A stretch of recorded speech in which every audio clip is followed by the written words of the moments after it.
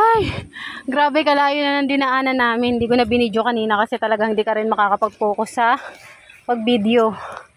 Dahil matarik. O, ayan. Ayan ang sinasakang lupa. Ay! Ano na kayo dyan? Ayun sila. Yun. Nakita nyo ba? Ayan. Ito pinapararo na. Para, o yun, kalabaw. Oy, dahan-dahan, basa, Elius, basa. Tignan mo yung dinadaanan mo at basa dyan. Pag ikay gumulong dyan, ako wala kang damit. Dito ka lang, dito ka lang. O, ayan. Doon pa kami galing, dun sa may malaking puno na yon. O, ayan. Hi, tatay! Ayun, doon pa. May bukid din doon. Ayun, may bahay doon. Dito ka nga, pumayong ka nga rito. Hello! Oh, ito na.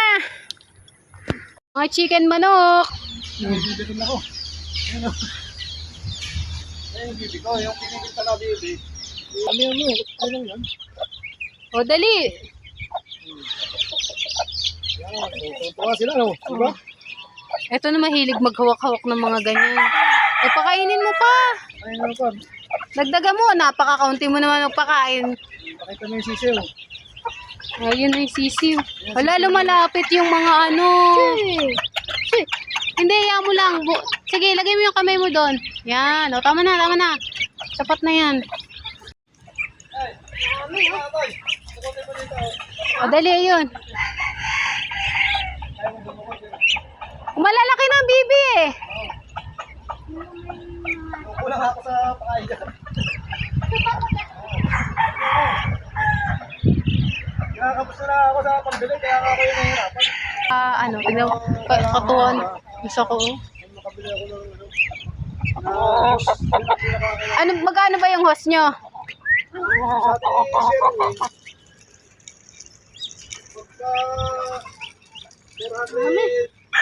Oh, babe, doon ka, doon ka. Oh, sige na, halika na rito, hoy, baka matari. And thank you Lord sa lahat po ng ani at ayan nakapagpakain na si Ellie ng mga bibe at manok. Nakita na din namin yung maliliit na isda doon sa patubig at marami kaming nasharean ngayon ng blessing. At maraming salamat Lord sa panibagong buhay at taon na pinagkaloob mo sa amin ni Nanay Lydia at nag-enjoy po kami ng buong family at ang magpipinsan sa kakaikot. God bless everyone!